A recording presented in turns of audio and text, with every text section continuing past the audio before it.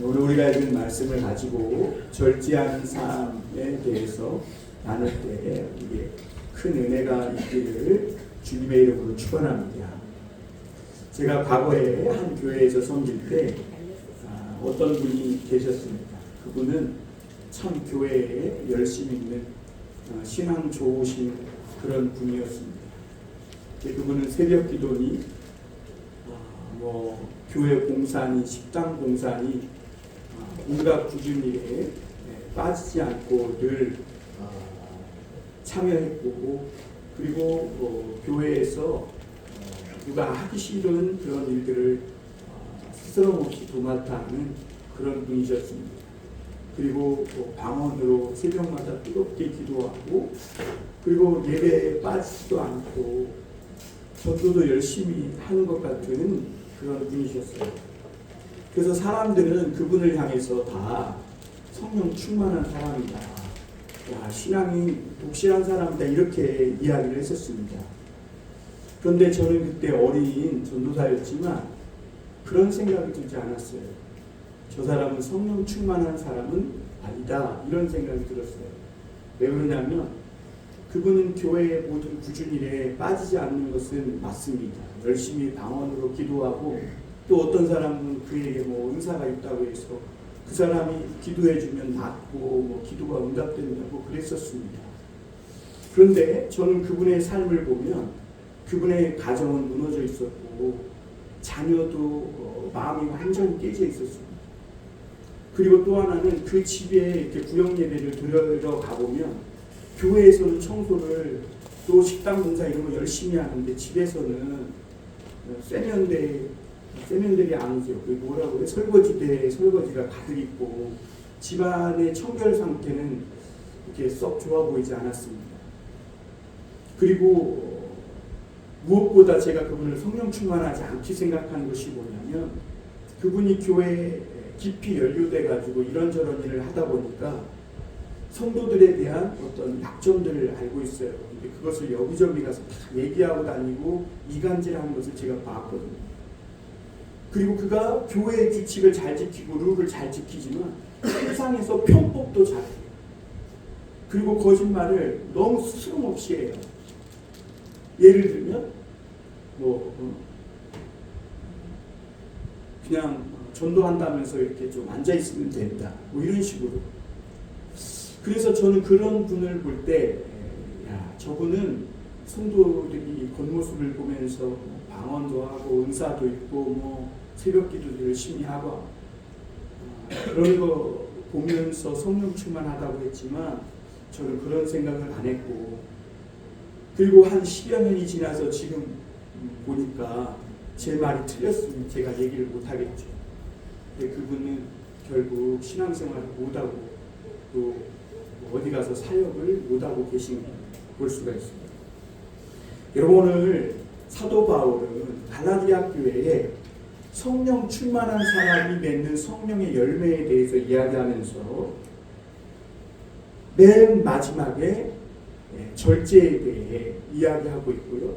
그리고 성령의 9가지 열매를 보면 방언이니 은사니 병고침이니 예언이니 믿음이니 이런 얘기는 없어요. 그렇죠? 사랑과 희락과 화평과 충성과 온유와 절제, 오래 참음과 자비와 양성과 충성과 온유와 절제, 이런 것들을 이야기하고 있지, 병고침의 은사, 방언의 은사, 예언의 은사, 이런 거를 이야기하고 있지 않은 것을 보게 됩니다.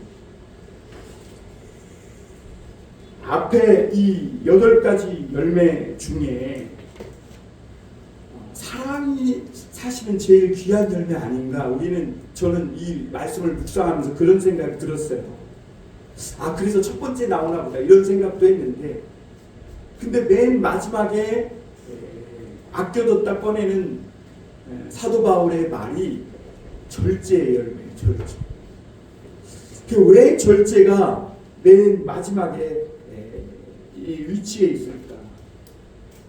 사실 우리가 사랑과 희락과 화평과 오래 참음과 자비와 양성과 충성과 온유, 여러분, 이런 성령의 열매 굉장히 귀합니다. 그렇죠? 그런데 여러분, 아무리 이 귀한 열매도 절제라는 이 바구니에 담겨 있지 않으면요, 아무리 좋은 것도 좋은 열매가 될 수 없다는 거예요. 여러분, 온유함이 넘치면 어떻게 되는 거예요? 우유부단한 사람이 되고 선악의 분별이 없는 사람이 돼요. 사랑이 넘치면 어떻게 되는 거예요? 오지랖이 넓어지는 거죠. 사랑이 너무 넘쳐나면 그것은 오히려 다른 사람을 마음을 헤집어 놓는 폭력이 될 수도 있는 것이죠. 그래서 이 귀한 열매 맞긴 맞는데 절제라는 이 그릇에 담겨 있지 않으면 앞에 사랑이나 희락이나 화평 아무리 좋은 것들도 문제가 될 수 있다는 겁니다. 그리스도인들은 이 되게 나쁜 일들에 대해서는 절제를 잘해요. 막 욱하고 싶은데 참는다. 저 사람이 말할 때 나도 할 말이 많아요. 막 몇 가지 올라와요. 막 쏟아내고 싶은데 그런 일은 절제해요. 그리고 사람 눈치 봐가면서 적당히 절제할 줄 알아요. 그런데 여러분, 믿는 성도들이 간과하기 쉬운 게 뭐냐면 좋은 일에 대해서는 절제하는 법을 잊어버리고 살 때가 많이 있다는 겁니다. 좋은 일. 여러분, 근데 좋은 일도요, 그게 절제가 되지 않으면요, 그것이 오히려 해가 되는 경우가 있습니다. 그래서 우리가 논어에 보면 과유불급이라고, 그렇죠? 지나침은 미치지 못함과 같다는 거예요. 우리는 저 사람 저렇게 능력 없어 부족해 이것만 생각하잖아요. 근데 능력이 넘쳐서 교만한 건 더 큰 문제예요, 사실. 그래서 아무리 좋은 것도 지나치면 문제가 된다고 오늘 성경은 우리에게 가르쳐주고 있는 것이고, 그래서 이 절제라는 것은요, 어떻게 보면 그리스도 안에서 균형과 조화를 잘 잡아가면서 치우침 없이 살아가는 삶이 절제하는 삶인 줄 믿습니다. 비가 적당하면 가뭄을 해결하지만 비가 너무 넘치니까 지금 홍수가 되는 거예요. 중국에 막 엄청난 홍수가. 그래서 여러분, 가뭄 끝에는 그래도 먹을 게 있다지만 홍수가 쓸어버리면 아무것도 먹을 게 없다는 겁니다. 소금이 맛을 내지만 소금이 좋다고 해서 막 집어넣으면 맛이 없어져요. 그리고 쓴맛만 납니다. 나무도 제가 여기 화분을 키우고 있는데 몇 개 죽어나갔어요. 왜 그러냐면 물을 줘야 된다 그래가지고 물을 너무 많이 주니까 뿌리째 썩어가지고 몇 개 저 뒤에 빈 화분 있잖아요. 그게 왜 그러냐, 내가 물을 너무 많이 줘가지고. 왜요? 나무에 대하여 무지하니까. 그냥 물만 주면 좋은 줄 알아요. 나 햇빛이 뜨겁고 더우니까 나무도 목마르겠구나. 그래서 제가 막 쉴 날 때 그냥 물을 줬거든요. 그랬더니 어느 날 보니까 이파리가 우렇게 변해서 뚝 떨어집니다. 운동도 지나치면 사망에 이른다. 한국 사람이 운동 한번 하면요, 무릎 관절이 나갈 때까지 한다는 거예요. 운동이 좋다니까. 근데 여러분, 아무리 좋은 운동도 절제하면 해야 돼요. 왜? 나이와 때와 시기에 맞게 해야 된다는 거죠. 음식이 생명을 지탱해 주지만 어떤 분은 말하기를 과식은요, 입으로 자기 무덤을 파는 것과 같다는 거죠. 그러니까 이 과식이 오히려 음식을 아주 적게 먹는 것보다 훨씬 더 해롭다고 합니다. 그래서 여러분, 우리가 삶에 이런저런 좋은 것들이 많이 있지만 절제가 없으면 그 좋은 것들도 때로는 도구로 우리 삶에 작용한다는 것을 알 수 있습니다. 오늘 말씀을 통해 우리가 첫 번째 생각해 볼 것은 성경에서 살펴보는 절제된 삶을 산 사람들이 있다는 겁니다. 그게 누구냐면 대표적인 예로 에레미야서 35장에 보면 레갑 사람들입니다. 우리 한번 그 성경을 펴볼까요? 구약성경 에레미야 35장 구약성경 1110쪽입니다. 한번 펴봅시다. 그 한 장을 오롯이 레갑 사람들에 대해서 기록하고 있는 걸 보게 됩니다. 이 귀한 성경에 레갑 사람들이, 여기 레갑 사람들 아마 모르시는 분들도 있을 거예요. 교회 오래 다녔지만. 그런데 이분들이 어떻게 이 귀한 성경의 한 장 전 페이지를 이렇게 장식하고 있을까? 말씀의 내용은 이렇습니다. 하나님이 어느 날 에레미야를 부르세요. 그리고 에레미야야, 너 레갑 사람들을 초청해가지고 여호와의 한 방에 들여라. 그리고 거기에서 포도주를 담아서 레갑 사람들에게 그것을 마시라고 한번 이야기해보라고 말씀하십니다. 예레미야는 하나님의 말씀대로 순종해서 레갑 사람들을 초청해서 여호와의 한 방에 이렇게 들어가게 합니다. 그리고 포도주 술잔을 쫙 깔아놓고 그리고 대접하면서 그 포도주를 마시라고 권면을 합니다. 여기서 마시라고 하는 이 단어는요, 원어 성경에 의하면 이 에레미야가 그냥 마시세요 이런 게 아니라 마셔야 된다고 아주 강하게 권면했다는 겁니다. 이 원래 히브리 성경에 의하면. 그러니까 레갑 사람들은 하나님의 선지자가 초청해서 갔는데 포도주가 얼마나 향이 좋고 그 붉은 빛이 얼마나 유혹합니까? 사람을 목에서 부드럽게 넘어간다 그러잖아요. 그런데 이 예레미야가 먹으라고 마시라고 하니까 강권하듯이 강압적으로 이렇게 명령하듯 하니까 레갑 사람들은 적잖이 당황스러운 거죠. 왜냐하면 사실 당시에 이스라엘에서 포도주를 10분의 1로 희석해서 물에 타먹는 것은 일반적인 일이었어요. 예를 들어 독일에서 막 맥주 마시듯이. 그렇기 때문에 오히려 레갑 사람들이 이 포도주를 먹지 않는 것이 오히려 더 희한한 장면이었습니다. 왜냐하면 당시 모든 이스라엘 사람들이 포도주를 다 입에 대고 살았거든요. 그런데 이 레갑 사람들이 이 예레미야의 이 말을 거절하면서 자신들은 이 포도주를 마시지 않겠다고 이야기합니다.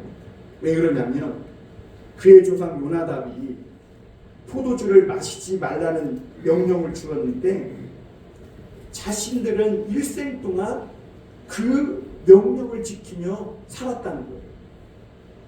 레갑 사람들은 포도주만 마시지 않을 뿐만 아니라 당시 포도주는요 우리가 먹는 물과 같은 거예요. 그런데도 그걸 마시지 않을 뿐만 아니라 레갑 사람들은 집이나 포도밭도 소유하지 않고요. 그리고 장막 속에서 살았다고 이렇게 얘기하는 것을 보게 됩니다. 사실 레갑 사람들이 포도주를 마시는 것은 어떻게 보면 사느냐 죽느냐의 문제가 아닙니다. 오히려 포도주를 마시는 게 낫죠. 누가 보는 것도 아니고 게다가 하나님의 선지자가 초청해서 포도주를 탁 진설해 놓고 마시라고 내놓았는데 거기다가 막 선지자가 강권하는데 선지자의 낯을 봐서라도 아유 한 잔쯤 먹으면 괜찮겠지 이러지 않겠어요? 뭐 조상 레갑 사람의 아들 요나답이 뭐 지금 살아있는 것도 아니고 그 명령을 지키는지 안 지키는지 알 바도 아니고. 그러나 레갑 사람들은 예레미야의 그 강압적인 권면에도 불구하고 선조 요나답의 명령대로 자기들이 살아왔기 때문에 자신들은 이 포도주를 마시지 않겠다고 거절합니다. 이 모든 것에도 요나답 그 조상이 일러준 그 말이 훨씬 더 중요하게 여긴 것이죠. 레갑 사람들도 향이 그윽하고 맛이 좋은 이 포도주를 마실 줄 알고 마시고 싶고요. 또 자기 집도 짓고 밭도 소유하고 안정되게 살고 싶은 것이 사람의 인지상정입니다. 하지만 이 레갑 사람들은 믿음의 조상 그 요나답의 명령을 따라 포도주를 마시지 않았고 집과 땅도 소유하지 않고 이렇게 살았어요. 그런데 이게 어디서 빛을 발하냐면요. 나중에 이스라엘에요. 바벨론이 느부갓네살 왕이 쳐들어와요. 북쪽에서부터. 그런데 이 레갑 사람들이요. 바벨론의 느부갓네살 왕이 와서 북쪽을 완전 쑥대밭을 만들어 놓을 때 수많은 사람들이 죽었고 붙들려가서 사마리아로 막 뿔뿔이 흩어졌거든요. 지금 우크라이나나 저 팔레스틴 같은 그런 상황이 된 거예요. 그런데 이 레갑 사람들은 그 가운데 살아남았는데 살아남을 수 있었던 이유가 뭐냐면 그들에게는 포도밭이 없었거든요. 집도 없었거든요. 그냥 장막 빨리 걷어서 야 우리 예루살렘으로 가야 돼. 그래가지고 예루살렘으로 내려와서 거기 살았기 때문에 레갑 사람들의 후손들은 아무도 죽지 않고 그 생명을 보존했던 것을 알 수가 있습니다. 레갑 사람들도 이 모든 것을 다 누리며 살 수 있었지만 믿음의 조상의 명령에 따라 절제된 삶을 살았고, 무엇보다 오늘 35장 그 마지막 절에서 하나님은 이 레갑 사람들을 축복해 줍니다. 왜 그러냐면, 야 얘들아, 유다와 이스라엘 백성들이 너희가 날마다 나와서 하나님의 말씀을 들으며 그 명령으로 가르침을 받지 않느냐? 그러나 너희는 그 말씀에 순종하지 않지만 레갑 사람들은 그 믿음의 조상 요나답의 말을 듣고 지금까지도 실행되고 있다는 거예요. 지금까지도. 그러면서 하는 말씀이, 축복해 주는 말씀이 오늘 에레미야 35장 19절에 있어요. 한번 같이 읽어볼까요? 시작. 그러므로 만군의 여호와 이스라엘의 하나님께서 이와 같이 말씀하시니라. 레갑의 아들 요나답에게서 내 앞에 설 사람이 영원히 끊어지지 아니하리라 하시니라. 여러분, 하나님 앞에 설 사람이 끊어지지 않는, 이것보다 더 큰 축복이 어디 있겠어요? 하나님 앞에. 두 번째로 우리가 생각해 볼 것은 삼손과 솔로몬처럼 무절제한 삶을 산 사람이 있다는 겁니다. 성경은 레갑 자손들처럼 절제되고 아름다운 삶을 삶으로 그 생명이 자자손손 감대대로 복을 받으며 산 사람도 있지만, 성경은 삼손과 솔로몬처럼 하나님의 큰 은혜를 받고도 무절제한 삶을 살다가 낭패를 당한 사람도 있는 그대로 다 전하고 있음을 보게 됩니다. 그러니까 좋은 말만 하지 않는다는 거예요. 여러분 교회 다니면요, 좋은 말만 한다고 생각하면 안 돼요. 교회는 어디 갔는데 좋은 말만 한다고 사입입니다, 여러분. 교회를 가면요, 죄를 회개하라 이런 말씀을 듣고 아멘 할 줄 알아야 여러분 정말 교회 다니는 겁니다. 하나님은 삼손을요 그냥 태어나게 하신 게 아니에요. 삼손의 가정은 원래 자녀가 없었어요. 그런데 하나님께서 능력으로 그 아내에게 잉태케 하시고 삼손을 낳게 하셨어요. 그리고 삼손에게 나시린이 되게 하셨어요. 이 나시린은 뭐냐면 구별된 자예요. 그러니까 어렸을 때부터 하나님께 바쳐진 자로서 이 나시린 삼손은 포도주나 독주를 마시지 않고 하나님 앞에 거룩한 사람으로 살면서 하나님의 큰 일을 위해 쓰임받을 사람이라는 거예요. 그게 나시린입니다. 그런데 삼손은요, 날 때부터 이렇게 나시린으로 구별된 그 사람이라는 것을 자신이 알면서도, 그래서 머리에 삭도도 안 됐거든요. 그래서 우리가 삼손 그러면 믿지 않는 사람들도 머리 긴 거 다 알잖아요. 왜 그러냐면 그게 나시린으로 구별돼서 함부로 자기 머리카락을 자르지 않았기 때문에 삼손의 머리카락이 긴 거거든요. 그러니까 삼손의 머리카락은 긴 머리카락에서 나온 게 아니라 하나님의 말씀을 지켜서 그 머리카락을 깎지 않을 만큼 믿었던 그 믿음에서 나온 거예요. 그러니까 사실 이 머리카락하고는 상관없는 거죠. 그런데 이 삼손은 그걸 알면서도 무절제한 삶을 삽니다. 독주를 벌컥벌컥 마시고 시체에 막 손을 대고 부정해지고, 무엇보다 이방 여인 들릴라를 만나요. 더 이상 만나면 안 된다는 것을 하나님이 여러 번 알려주셨는데, 그래서 그 믿음의 비밀을 지켜야 되는데 들릴라가 날마다 와서 꼬시는 거거든. 당신이 나를 사랑하지 않는다고 눈이 빨간 게 아니지, 입술이 빨갛죠. 입술을 파랗게 칠하고 기름을 뚝뚝 흘리면서 막 샤넬 넘버파이브 향수를 뿌리고 그 코에다가 막 흔들면서, 삼손 나한테 그 비밀을 안 알려주면 당신은 나를 사랑하는 남자가 아니야 이러면서 막 나중에 몇 번 둘러 얘기하다가 결국에는 믿음의 비밀을 다 이야기해요. 그리고 나서는 어떻게 됩니까? 그 유혹에 넘어가서 블레셋 대적에게 붙잡혀서 눈알을 뽑히고요. 그리고 대적의 놀이개로 전락하는 것을 보게 됩니다. 여러분, 삼손이 이렇게 된 이유가 머리카락이 밀리고 두 눈이 뽑히고 그가 그 대적의 놀이개로 전락한 이유가 그가 하루아침 술을 마시고 그랬다고, 이방 여인을 만났다고, 한 번 만났다고 그렇게 됐을까요? 아니에요. 그는 하나님의 말씀을 받고도 계속해서 무절제한 삶을 살아오고 또 살아오고 또 살아오고 있어요. 제가 우리 교회에 뭘 배우러 왔다가 아파가지고 그것을 중단한 분에게 제가 매일 아침 묵상을 보내드렸어요. 그랬더니 그 묵상을 말씀을 읽고 나서 그분이 카톡으로 답변이 왔는데 뭐라고 하냐면, 목사님, 내가 술에 중독됐어. 그래서 아내도 잃고 가정도 잃고 부모님과도 관계가 깨어지고 지금 자신은 암에 걸려서 이런 모습으로 있고, 그러면서 막 눈물을 흘렸어요.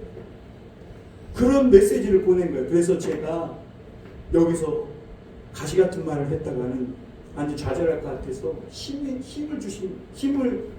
드리는 말이었어요. 그 마음이 있는 것이 하나님의 큰 은혜예요. 여러분, 그런 마음이 든다면 여러분 은혜 받은 자임을 믿으시기 바랍니다. 무절제한 삶을 살고 있는데 나는 괜찮아. 이 사람은요 이제 저주받을 사람이, 재앙당할 사람이었고, 그런데 지금 삶이 중요한 게 아니에요. 지금 내가 살아오고 있는 이 삶 속에서 이게 죄악된 삶이면 하나님의 말씀을 듣고 내가 벗어나야 되겠다.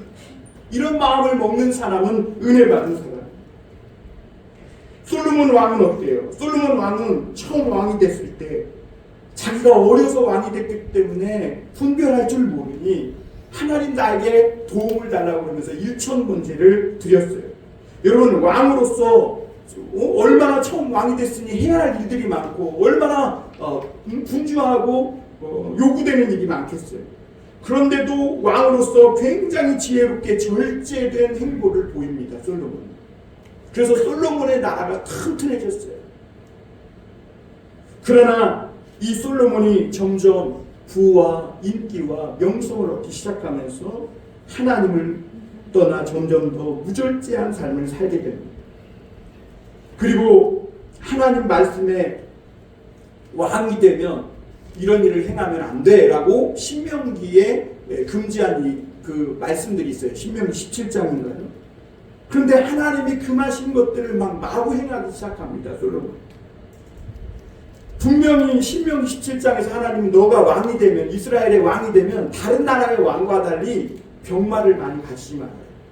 둘째는 아내를 많이 가지지 말아요. 셋째는 늘 성경을 옆에 두고 읽고 묵상하고, 또 왕의 일을 감당하지 못할 만큼 독주와 포도주를 마시지 마라. 이런 얘기를 막 했어요. 그런데 이 지혜롭고 영화로운 이 솔로몬 왕이 이 하나님의 말씀을 다 어기고 많은 이방 여인을 두고, 여러분 솔로몬이 둔 여인이 몇 명인지 아세요? 3,000명. 자기 처만 1,000명이고 첩이 2,000명. 그러니까 하나님을 떠나는 인간의 욕심이 끝이 없다는 것을 이야기하고 있는 거죠. 그리고 나서 결국에는 이 솔로몬이 우상을 섬기고 부정한 삶, 마구 살아가는 걸 보게 됩니다. 그래서 잠언서에서는요, 묵시가 없으면 백성이 당장이 한다. 하나님의 말씀이 없으니까 솔로몬이 결국 방탕한 삶을 살고, 나중에 어떻게 됩니까? 곳곳에서 나라에 반란이 일어납니다. 솔로몬을 대적하는 사람들이 많아져요. 그리고 나라가 찢어지고요. 그리고 나중에는 형제들 간에 다윗이 죽고 나서는 살인과 간음과 그것이 끊이지 않게 되는 것을 보게 됩니다. 여러분, 우리는 절제하며 살아야 한다는 것을 잘 알고 있습니다. 그럼에도 많은 사람이 절제하지 못하고 중독에 빠져 삽니다. 그래서 한순간에 참 그 삶을 이 밑바닥까지 내려가는 것을 보게 되는데, 사실 앞서 말씀드린 대로 그건 순간이 아니죠. 사실 하나님이 여러 번 그에게 나타나서 경고했고, 하나님의 사람들을 보내서 야 그러면 안 돼 하면 네가 뭔데 내 삶 이랬을 거란 말이에요. 분명히 우리는 이 절제된 삶을 살아야 하는데, 과연 우리가 어떻게 이 절제된 삶을 살 수 있느냐 하는 거죠. 그렇죠. 이게 중요하죠. 무엇보다 믿는 사람들은요, 이 절제된 삶을 살기 위해서는 반드시 해야 될 것인데 거룩한 삶의 목표를 세웁니다. 여러분 5월 우리가 잠언 가족과 함께 자녀와 함께 읽자 그랬잖아요. 여러분 읽고 계십니까? 저도 날마다 잠언을 묵상하면서 얼마나 은혜 받는지 몰라요. 내 약점들이 잠언을 보니까 다 드러나더라고요. 고린도전서 9장 25절에 보면 이기기를 다투는 자마다 모든 일에 절제하나니 그들은 썩을 승리자관을 얻고자 하되 우리는 썩지 아니할 면류관을 얻고자 하느니라. 사도 바울이 이 교회를 세웠던 고린도는 2년마다 아주 올림픽 같은 큰 경기가 열렸고 고린도는 그때마다 막 열광의 도가니였습니다. 선수들은 이 대회에 참가하기 위해서 최소한 1년 이상은 마음껏 먹지도 않고 잠도 안 자고 피나는 훈련을 하며 절제하며 살았습니다. 바울은 그 모습을 보면서 고린도 성도들에게 이야기하는 거예요. 지금 올림픽 경기가 열립니다. 경기에 참여한 선수들은 그 메달을 목에 걸기 위해 그 오랜 시간 동안 절제하며 연습하며 훈련하며 살고 있습니다. 그런데 그들은 썩을 면류관, 죽으면 다 아무것도 아닐 그 승리자의 관을 얻기 위해 그러고 있는데 영원하신 하나님 앞에서 면류관을, 썩지 않는 면류관을 받을 믿음의 성도들이요, 당신들은 그런 목표가 있습니까? 지금 그러고 믿는다고 하면서 하나님의 은혜라고 하면서 무절제하게 내 삶에 가지치기도 없이 그냥 뻗어지는 대로 막 살고 있지 않느냐 하는 것이죠. 여러분 오늘날도 올림픽이 4년마다 열리는데요, 선수들은 하고 싶은 거, 먹고 싶은 거 다 참고 절제하며 연습하며 선수촌에 같이 가지고 훈련만 해요. 근데 어느 선수가 어느 날 선수촌을 벗어나가지고 밤에 술 마시고 들어왔다가 걸려가지고 국가대표에서 밀려났잖아요. 그렇죠. 저는 오늘 요즘 이슈가 되고 있는 그 뉴스를 보면서 우리가 하나님의 말씀에 매이지 않으니까 마귀가 우리를 체포영장을 끌고 받아가지고 와서 끌고 들어가는구나, 이런 생각을 하게 됐어요. 메달을 목에 거는 그날만 생각하고 선수들은 내가 하고 싶은 거, 먹고 싶은 거 절제하고 고통스럽게 훈련하며 마침내 메달을 걸었을 때 감동의 눈물을 흘리는 것을 우리가 보게 됩니다. 사랑하는 성도 여러분, 하나님은 분명히 말씀하세요. 우리 그리스도인들도 믿음의 경주를 하고 있다는 거예요. 저 하나님 나라에서 썩지 않을 면류관을 받을 그날이 있다는 것이죠. 그날을 위해 여러분 지금 어떤 거룩한 목표를 가지고 있느냐는 거예요. 여러분 교회 오래 다녔으면 수요 예배도 좀 오고 커피만 내릴게 합니다. 기도도 하러 오고. 여러분 세상에 이것보다 더 귀한 게 하나님 앞에 기도하고 예배하는 거예요. 성도로 거룩한 삶의 목표가 있는 사람은 세상에 이런저런 힘든 일 많이 있지만 점점 더 절제하는 법을 배우게 돼요. 만약 그리스도인이면서도 여전히 삶이 무절제하다면 그분은 거룩한 삶의 목표가 없기 때문에 이게 성령 충만한 성도에게 반드시 나타나는 열매가 뭐냐? 절제. 그 성령의 열매는 구원의 조건이 아니라 구원의 열매. 그렇죠? 사과나무가 사과를 맺듯 구원받은 자가 성령의 열매를 점점 맺어가는 것입니다. 그래서 사도 바울은 성도들에게 소리친 거예요. 우리가 썩을 면류관을 위해서 애쓰는 저 사람들 보면서 우리는 썩지 않을 면류관을 받기 위해 믿음으로 살아가는데 절제의 삶을 살지 못한다면 우리가 받은 이 구원의 은혜가 과연 어떻게 됩니까? 사랑하는 성도 여러분, 내가 지금 받은 구원의 은혜가 영원토록 지속될 거라고 장담하지 마십시오. 그 은혜가 어느 순간 보강될 수도 있어요. 날마다 내가 절제된 삶을 통해 그 뱃속에서 흘러 넘치리라 하신 하나님의 생수의 은혜가 넘칠 수 있도록 그런 삶을 사실 수 있길 바랍니다. 마지막으로 한 가지 더 말씀드릴 건 절제하는 삶은 구별된 삶이라는 겁니다. 절제란 무조건 하지 말라는 것이 아니에요. 구별된 삶을 살아요. 이것도 하지 마, 저것도 하지 마, 그게 아니에요. 담배 피지 마, 술 먹지 마, 뭐 편법아, 그게 아니에요.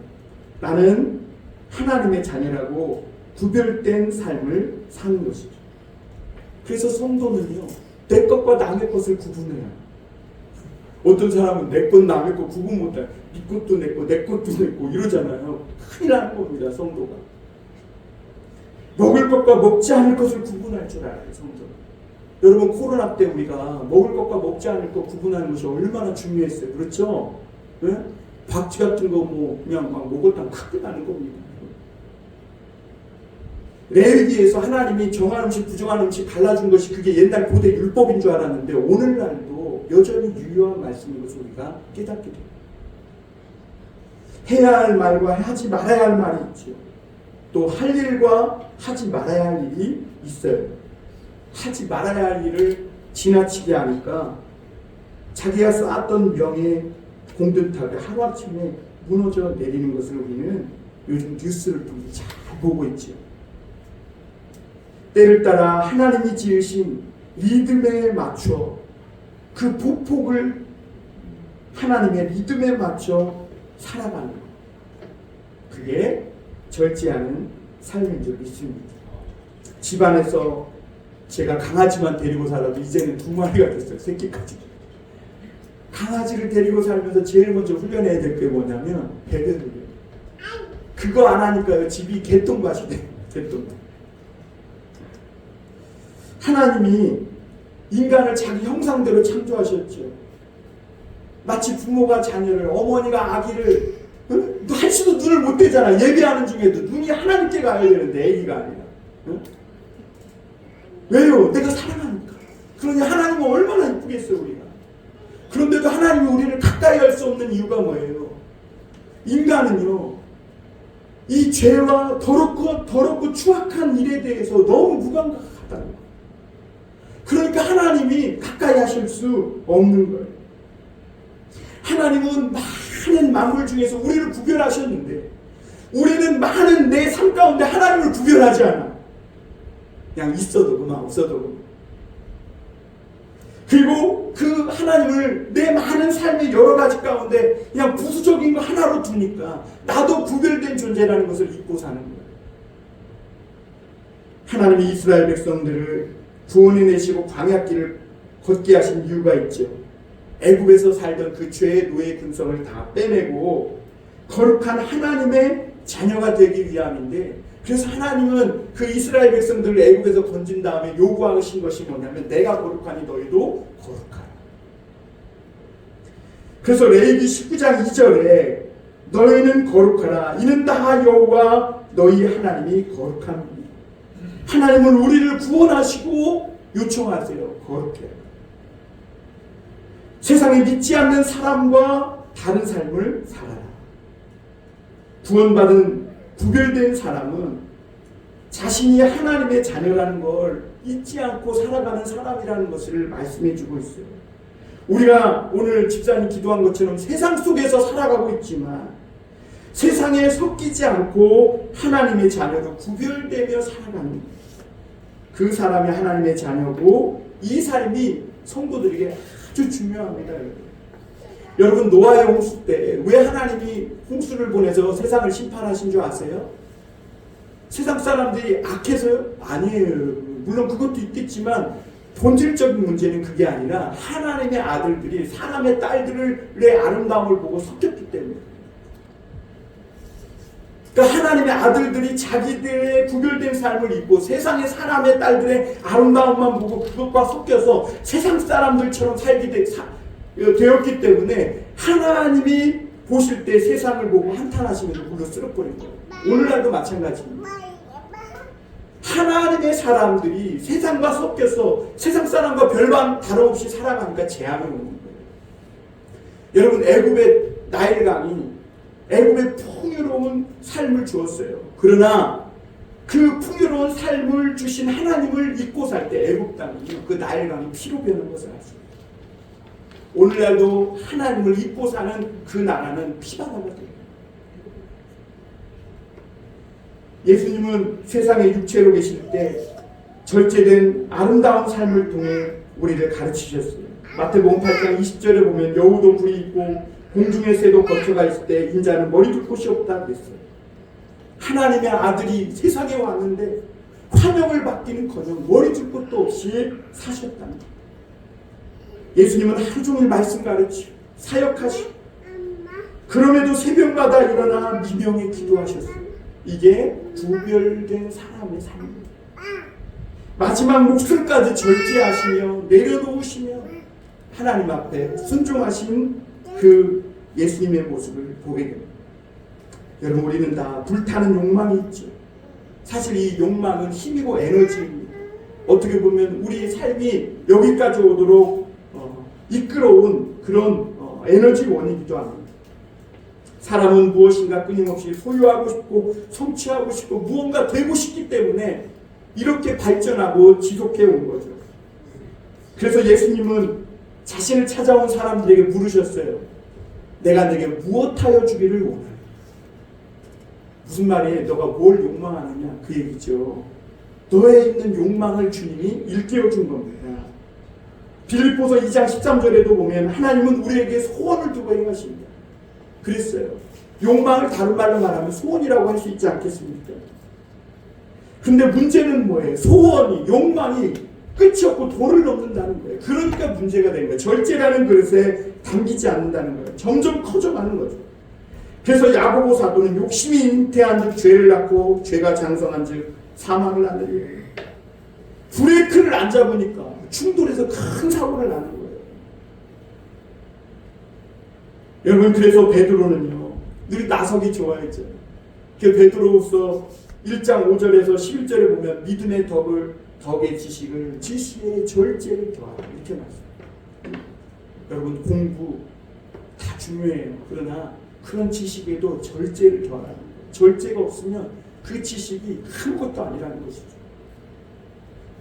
절제가 성령의 열매 가운데 마지막 열매인 것은 이 절제는 신앙이 성숙할 때 나타나는 열매이기 때문에. 그래서 사도 바울은 교회 지도자들을 세울 때도 디모데전서 3장 2절에 보면 그러므로 감독은 절제하며 신중하고, 교회 지도자는요 절제하고 신중해요. 그래서 여러분, 장로나 교회 목사는 함부로 세우면 안 돼요. 절제는 자신이 하고 싶은 대로 하지 않고 욕망을 알맞게 조절하여 다스리는 거죠. 다 알아요. 그렇죠? 근데 이 어려운 것을 인간 스스로 누가 할 수 있겠어요? 그래서 예수님이 도와주시려고 오신 거죠. 그리고 우리에게 성령을 충만하게 부으셔서 내 본성이 아니라 성령의 통제를 받으면서 내 안에서는 없었던 그런 새로운 가지가 접붙임되어서 예수님의 성령의 열매가 우리에게 조금씩 나타나게 하신다는 것이죠. 예수님은 치우침이 없는 걸음으로 십자가를 향해 나아가셨습니다. 예수님은 어린 양이시면서 사자셨고 감춰야 할 때를 아시고 자신을 드러내야 할 때를 아시고 도광양회를 아시는, 도광양, 내가 드러내야 될 때로 감춰야 돼. 그리고 예수님은 힘을 함부로 쓰지 않았어요. 십자가에서 내려오라고 사람들이 소리 지를 때도 그 사람을 심판하고 갚아주고 복수해주기 위해 힘을 쓰지 않으셨어요. 그리고 어떤 고통 속에서도 마냥 하나님을 즐거워하며 인내로서 절제하며 하나님 경외하는 것을, 그것만을 즐거움으로 삼으셨던 것을 보게 됩니다. 사랑하는 성도 여러분, 오늘 우리 그리스도인들의 최종적인 목표는 이 예수님을 닮아가는 삶이라는 것을 믿으시길 바랍니다. 우리 모두 성령이 충만하여 절제의 열매를 맺음으로 우리의 삶이 아름다워지기를 주님의 이름으로 축원합니다. 기도하겠습니다.